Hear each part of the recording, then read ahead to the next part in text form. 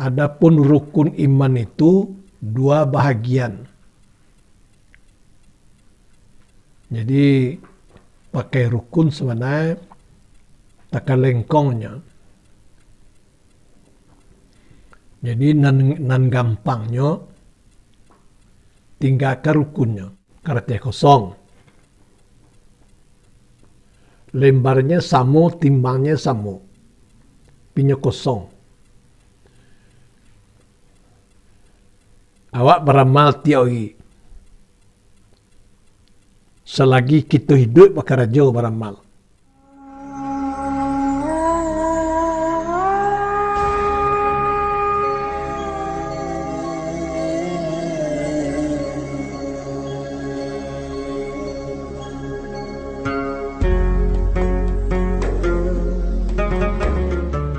A'udzubillahi minasyaitonirrajim. Bismillahirrahmanirrahim. Adapun rukun iman itu dua bahagian. Jadi pakai rukun sebenarnya takalengkongnya. Jadi nan gampangnya tinggalkan rukunnya. Adapun iman itu dua bahagian. Nah, itu nan tapeknya. Sebab rukun iman bukan di bawah do. Jadi iman itu dua bahagian. Pertama iman mujammal. Kedua iman mufassal. Jadi karena itu di awalnya kok adapun rukunnya itu ditinggalkan, cukup iman saja. Adapun iman itu dua bahagian. Pertama iman mujammal, kedua iman mufassal. Nah, baru pakai rukun. Adapun rukun iman mujammal itu dua perkara. Pertama amantu billah wa bima qalallahu ta'ala. Artinya percaya aku dengan Allah Ta'ala dengan barang yang difirmankan Allah Ta'ala. Jadi iman dengan Al-Quran itu tujuannya. Kedua amantu bi rasul wa bima qala rasul. Artinya percaya aku akan Rasulullah Sallallahu Alaihi Wasallam dan barang yang disabda oleh Rasulullah.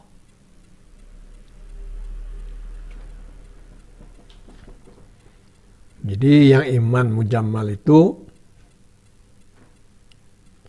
yaitu percaya kepada Allah, percaya kepada Al-Quran, percaya kepada Rasulullah, percaya kepada hadis Rasulullah. Nah, itu namanya iman mujammal. Adapun rukun iman mufassal itu 6 perkara. Pertama, amantu billah. Artinya percaya aku akan Allah Ta'ala. Kedua, wal malaikatihi.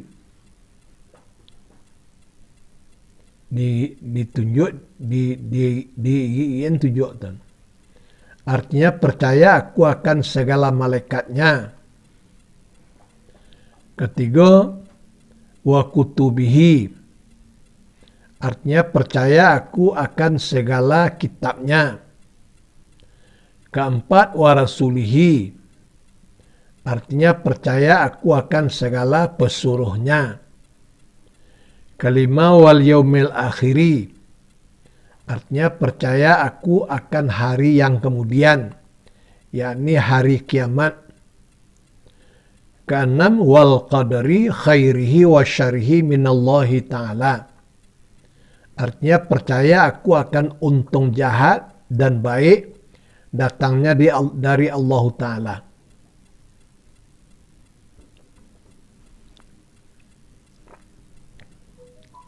Nah, itu wajib dapat. Nah, itu dia dua perkara, dua macam. Pertama, iman mujammal. Dan kedua, iman mufassal. Nah, bara rukunnya iman mujammal dua. Pertama, amantu billah wa bima qalallahu ta'ala. Artinya, beriman aku dengan Allah dan dengan apa yang dikatakan oleh Allah SWT. Kedua, amantu bi Rasulillah wa ma qala Rasul. Beriman aku dengan Rasulullah dan dengan yang dikatakan Rasul. Itu rukun iman mujammal. Rukun iman mufassal bah. Nah, itu rukun iman biasa tu. 6. Pertama, amantu billah wa malaikatihi wa kutubihi wa rasulihi wal yaumil akhiri wal qadri khairihi wa syarhi minallahi ta'ala. Artinya, beriman aku dengan Allah, beriman aku dengan malaikatnya Allah, beriman aku dengan kitab-kitabnya Allah, beriman aku dengan rasul-rasulnya Allah, beriman aku dengan hari akhirat, beriman aku dengan kadar baik dan kadar buruk datangnya dari Allah Subhanahu wa ta'ala. Nah, itu wajib hafal.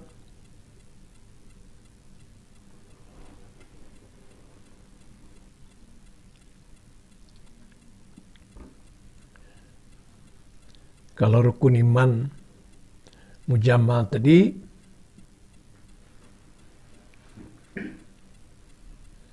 itu non biasa tu. Nah, cuma rukun iman mujammal, kalau nak membaca kitab kau awak nak bersuara kau.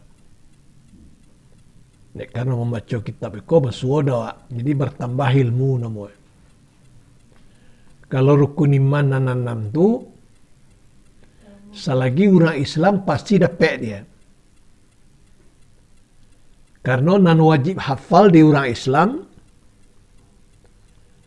rukun iman na 6, rukun Islam na 5. Itu wajib hafal tu. Nah, kalau itu tidak hafal, dalam kubur ditanya dia mungkar nangkir. Nah, tersangkutnya yang pertama bau pukul tiba. Pukulnya tungkek itu terbikin dari api. Itu nanti pukulnya ke awak tu. Tabanam ke bumi yang ketujuh. Baratus meter tabanam. Kuat pukulnya kata itu. Selain pada bara kuat pukulnya, coba lo bayangkan. Bara sakit gati. Kalau di dunia ko, dipukulnya ada orang sedang duduk ko, tak tidur karena pukulannya. Kamu menanggung sebulan dia tu. Sakit itu. Kau dipukulnya kau tabanam beratus-ratus meter, bakal kue gati itu. Nah. Jadi kita tu mengatasi segala kesulitan tadi, berilmu.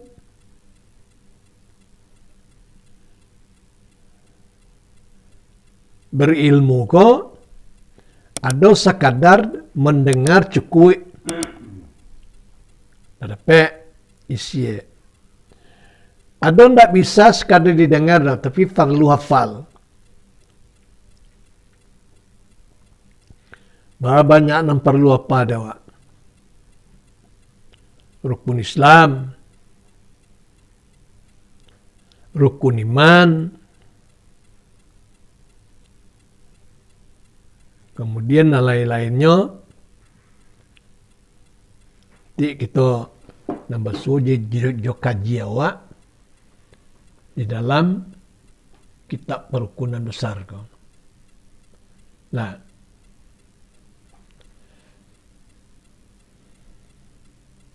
jadi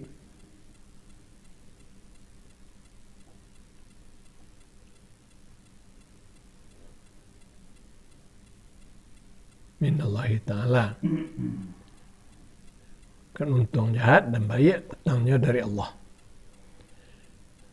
Adapun fardunya iman dan kesempurnaannya iman itu 3 perkara. Nah, lebih pertama sekete apalah nawa 3-nya. Itulah 2 tercekup di sini. Fardu iman dan kesempurnaannya iman.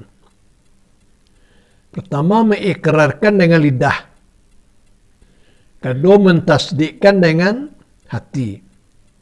Ketiga, diperbuat dengan segala anggota tubuh serta mengikut ijma' sahabat Nabi yang 4, yaitu Abu Bakar, Umar, Utsman, Ali radhiyallahu anhum. Nah, jadi fardu iman dengan kita mengamalkan fardunya iman, maka iman sempurna. Maka bernama kesempurnaannya iman. 3 perkara. Pertama, mengikrarkan dengan lidah. Kedua, ditasdikkan dengan hati. Ana ikrarkan dengan lidah. Amantu billah wa malaikatihi wa kutubihi wa rusulihi wal yaumil akhiri wa qadri khairihi wa syarrihi minallahi ta'ala. Itu nanti diikrarkan di lidah. Arti diikrarkan di lidah, dibaca di lidah. Ditasdikkan dalam hati. Beriman aku dengan Allah. Beriman aku dengan malaikat-malaikatnya Allah. Beriman aku dengan kitab-kitabnya Allah. Beriman aku dengan rasulnya Allah, rasul-rasulnya Allah. Beriman aku dengan hari akhirat. Beriman aku dengan kadar baik dan buruknya datang dari Allah Subhanahu wa ta'ala. Itu nanti tasdikkan dalam hati. Kalau nanti baca di lidah, dikira di lidah, tidak dapat. Bagaimana tasdikkan dalam hati? Kalau tidak ada tasdik dalam hati, bagaimana memperbuat di anggota tubuh? Jadi diikrarkan dengan lidah, ditasdikkan dengan hati, diperbuat dengan anggota tubuh. Jadi kalau kita mengikrarkan di lidah, beriman aku dengan Allah, dalam hati yang ditasdikkan, apa yang diperbuat di anggota tubuh? Tanda kita beriman dengan Allah, diikut suruhan Allah, ditinggalkan larangan Allah. Itu tanda kita beriman dengan Allah. itu amal diamal dengan tubuh. Nambah suruh oleh Allah dikarajokan dan dilarang oleh Allah ditinggalkan. Nah, itu tanda kita beriman dengan Allah.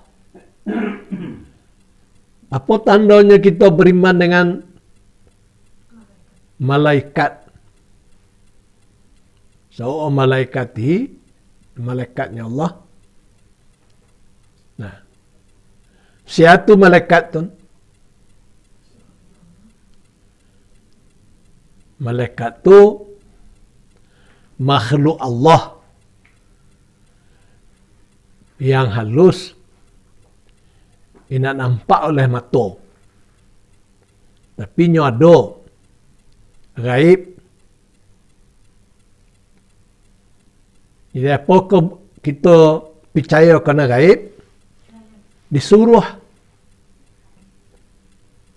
Baru saja kita di awal membaca Al-Quran, Alif Lam Mim, Zalikal kitabu la raiba fihi hudal lil muttaqin alladzina yu'minuna bil ghaibi. Itu dulu. Nah, ini malaikat itu gaib. Berapa banyak jumlah malaikat tadi? Jumlahnya tidak terhingga. Bukan jutaan, miliaran, triliun.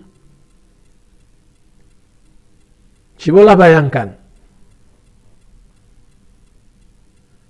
Kau orang kau 5, 6 nyomo, 7 jumi.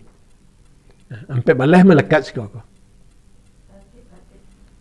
Sawak tiap-tiap awak kau 2 malaikat di kiri dan di kanan. Pernah nampak tak malaikat di kiri kanan awak? Tak ada. Tapi wajib percaya. Bahasa 2 malaikat dan ada di kiri kanan awak.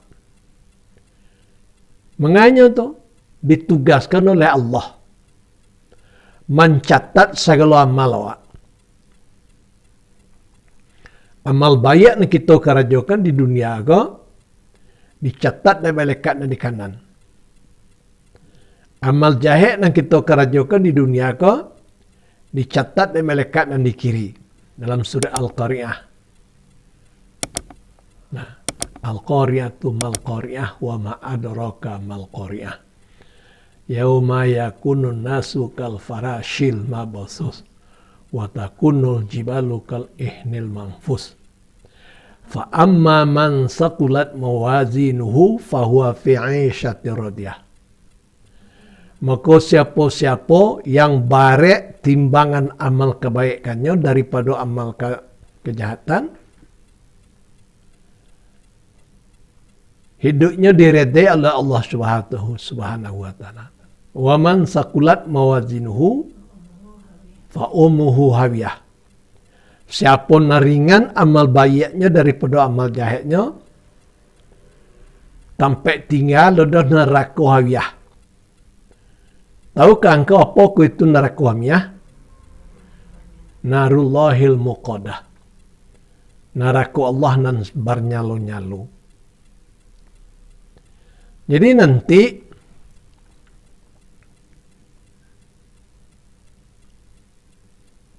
taruhlah misalnya kini itu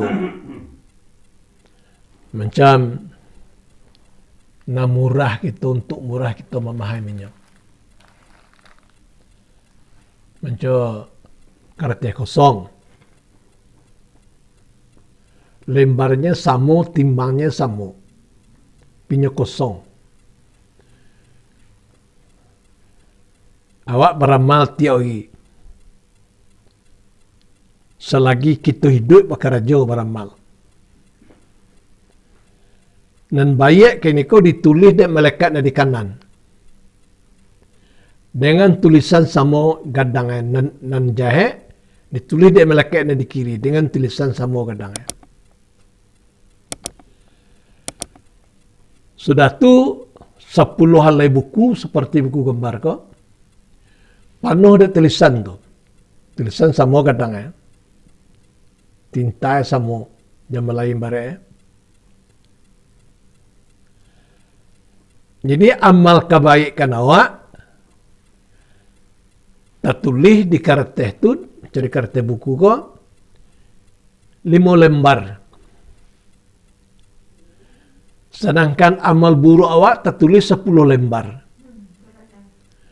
Mana-mana bagai 5 je 10.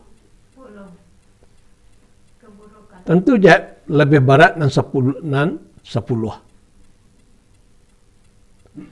Nah, itu berarti bare amal kejahatan awak daripada kebaikan. Fa umuhu hawiyah. Tempat tinggal awak adalah neraka hawiyah. Wa ma adraka ma hiya. Engkau tidak tahu apa itu hawiyah. Narun hamiyah. Neraka api namanya lolo. Nah, jadi kita kok setiap hari kalau sentano kita menulis dengan tulisan sama kadang jak mula pagi bangun dari tidur lah sampai akan tidur malam hari. Sapu amal kebaikan tak buat pun. Mengambil wudu, kemudian solat, habis solat, pergi berhamburan di muka bumi, membuat pekerjaan-pekerjaan, kena mungkin awak nak je, ke bekerja. Nah, jadi apabila kita buat tu nan harus, tu ditimbang kebaikan masuk, ditimbang keburukan masuk. Sebabnya nak menambah nan baik dan tidak perlu menambah nan jahat. Kalau kita perbuat amal pekerjaan-pekerjaan makruh, jadi menambah daripada kebakai timbangan kini itu kejahatan. Jadi itu tergantung jam mula pagi sampai ke lalok awak. Coba kita pikirkan tiap hari. Nah, nama barek, nama banyak penuh kertas dia nam buruk dia nam baik. Jadi kalau misalnya banyak nam buruk daripada nam baik, itulah untuk malang awak. Untuk yang akan datang, jagalah diri. Nam baik-baiknya kita buat lah. Nam buruk jangan dibuat. Lah.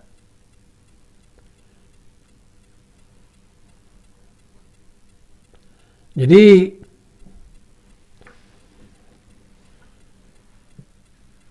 kaji,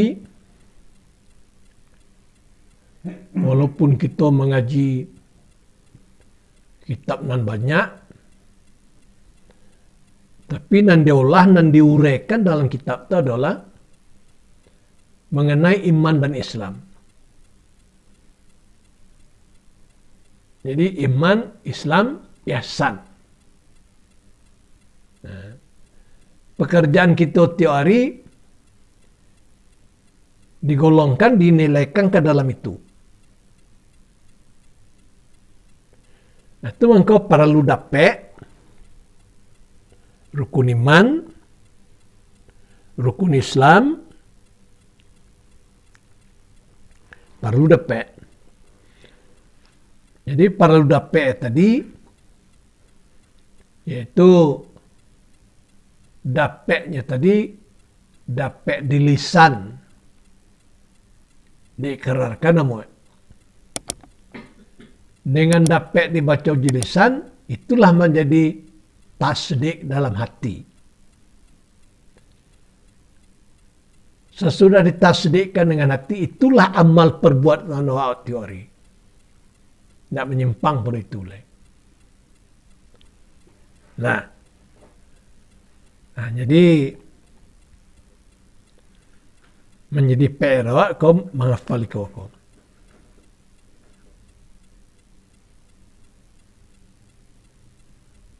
Nah, anu fardu iman kesempurnaan iman 3 perkara. Pertama dikerjakan dengan lidah, kedua tasdikkan dengan hati, ketiga diperbuat dengan segala anggota tubuh sengaja, serta mengikut ijma' sahabat Nabi.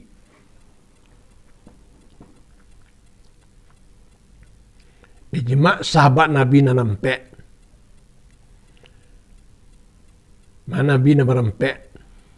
Abu Bakar, Umar, Utsman, Ali radhiyallahu anhum. Nah, kita lanjutkan. Adapun syarat iman itu 10 perkara. Nah, bertambah banyak ya. Pertama, kasih akan Allah Ta'ala. Nah, halaman 3. Mulai dari teh. Kasih akan Allah Ta'ala. Kedua, kasih akan segala malaikatnya. Ketiga, kasih akan segala kitab Allah. Keempat, kasih akan segala waliullah. Kelima, kasih akan segala nabi Allah. Keenam, benci akan segala sutru Allah, musuh-musuh Allah. Ketujuh, takut akan azab Allah. Kedelapan, mengharap akan rahmat Allah. Kesembilan, membesarkan segala suruh Allah serta mengerjakannya. Kesepuluh, membesarkan nahinya Allah. Nahi itu artinya larangan. Serta menjauhi yang dicegahnya. Dicegah dan dilarang. Nah, itu syarat. Kalau terpenuhi syarat, penuhlah masyurut. Kalau batal syarat, batallah masyurut. Masyurut itu artinya yang disyaratkan. Jadi, kalau syarat iman dan 10 macam tadi, apabila terpenuhi dia, menjadilah kita iman yang kamil, sempurna. Kalau terlanggar dia, walau tidak kesadua tapi sebagian terlanggar dia, maka jadilah iman kita iman yang fasid. Artinya iman yang rusak. Kalau iman kita fasid, iman kita rusak, Islam kita binasa. Sebab antara iman dengan Islam tidak bisa dipisah-pisah. Antara iman dengan Islam seperti tubuh dengan roh. Apabila berpisah, tidak bisa dinamakan manusia. Antara roh dengan tubuh, kalau roh kaulah keluar, awaklah mati. Roh tu tidak manusia namanya dah. Arwah. Kalau tubuh tadi, tidak manusia namanya dah. Siapa namanya? Jenazah. Mayat. Apabila berkumpul antara roh dengan tubuh seperti kita hidup ini kan, baru bernama kita manusia. Kalau dalam bahasa Arabnya insan. Kalau kita menjadi manusia tadi, insan, kini kau ke manusia. Ada insan tu insan kamil. Nah, arti insan kamil, insan yang sempurna.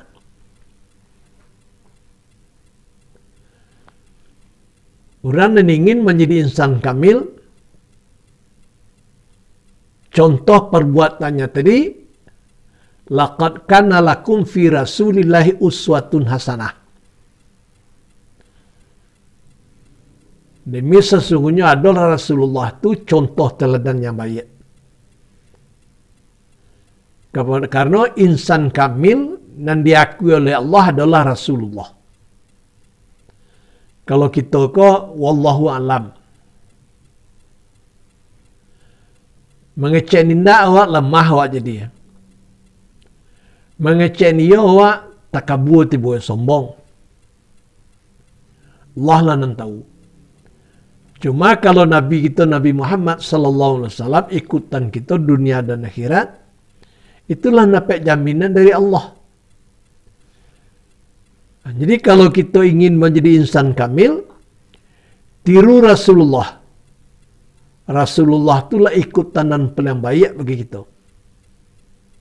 Nah, tiru akhlak Rasulullah.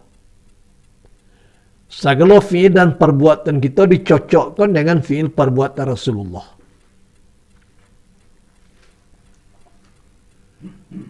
Jadi syarat dan 10 macam kau jangan sampai terlanggar. Nah, kasih akan Allah. Atandonya kita kasih akan Allah. Kasih akan agama Allah. Itu tandanya kita kasih akan Allah.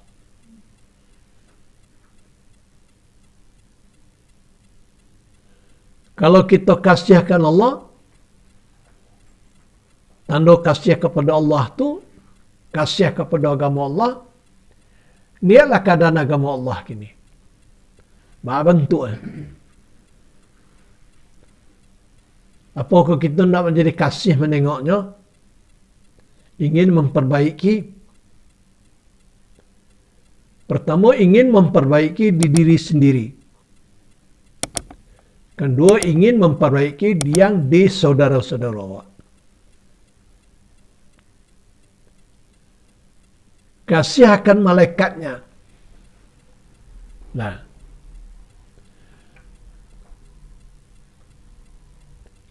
malaikat tadi banyak itu nak terkira, nak terhingga. Mungkin triliun. Sama contoh lah kecian tadi, awak nado aja lampai baleh ya. Tiap manusia ada dua. Apabila selesai tugasnya, nya bukan pindah tugas. Tak terkait itu dah. Nya pai ke langit ketujuh beramal lah. Sampai dunia kiamat. Berarti tugas selesai. Kemudian, pembuktian kasih kita tadi bisa kita buktikan dengan kasih kita ke empat malaikat. Malaikat nomor 4. Jibril, Mikail, Israel, Israfil. Nah, itu petugas Allah mempunyai tugas masing-masing. Jibril apa tugasnya? Menyampaikan wahyu kepada Rasulullah. Lah, wahyu turun kitab kepada Nabi Musa. Itu tugas Jibril. Turun Zabur kepada Nabi Daud. Itu tugas Jibril. Turun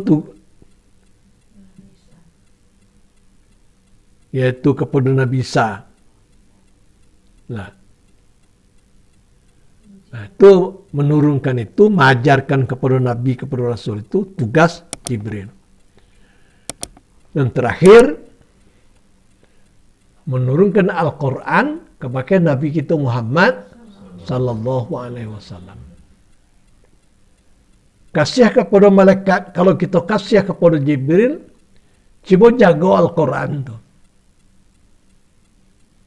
Yang pertama, jangan sampai Quran itu terjelepak-jelepak. Kalau kita duduk di sikoko, Quran itu diletakkan harus ada tempat meningginya. Itu tempat surat itu rehal. Nah, harus tempat itu kita membaca diletakkan tinggi dari lutut awak. Berapa banyak nyurannya baca Al-Quran tapi dijelapaknya di lantainya. Dialihkan tidak. Kan sama harga Quran aja pinggu dia. Sama-sama di lantai terletak. Coba harga Quran. Kalau ia kasih kita kepada Jibril. Jibril lah susah payah menurunkan Al-Quran tadi. Nah, wa'alamahul Quran. Jibril mengajarkan ke Nabi Muhammad akan Quran. Baga jauhnya berulang-ulang untuk mengajarkan. Bukan sejauh awak dari Bekasi ke main, tak sejauh itu. Jibril tempat tinggalnya di langit yang ketujuh. Di bawah Sidratil Muntaha. Di sini ada suatu gedung terbikin dari intan. Kau batu kau dari intan. Rumah intan nama termasyhur sini. Itulah asrama Jibril, tempat tinggal Jibril.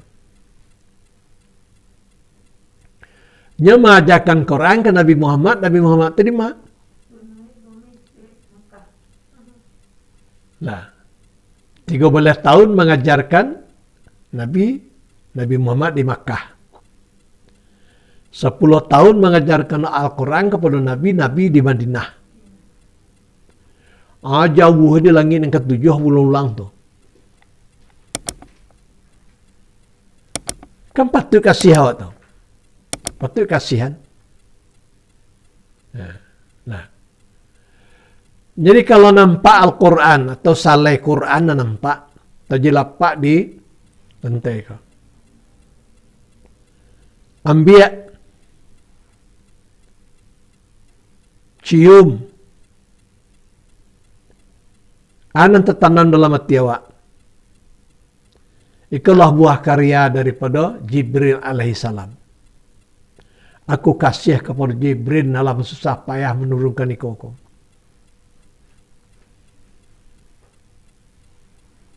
Jadi diletakkan di tempat yang baik, tempat yang bersih.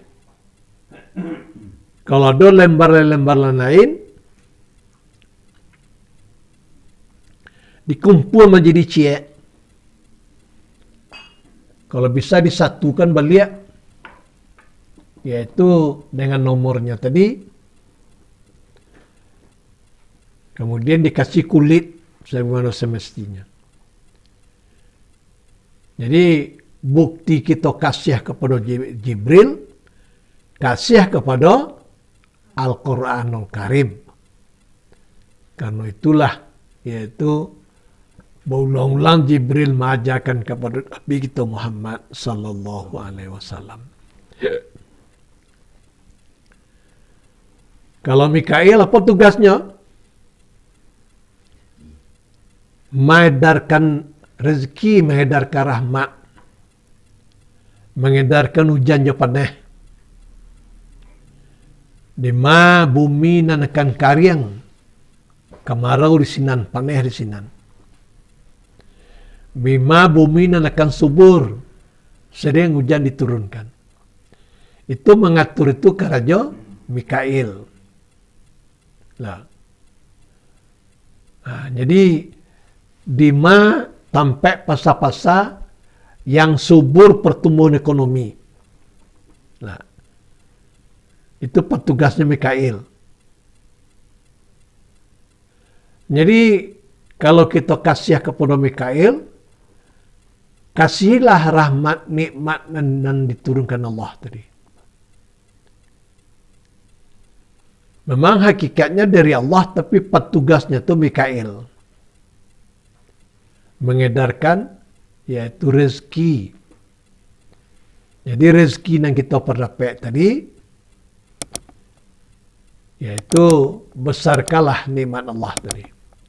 Dengan kita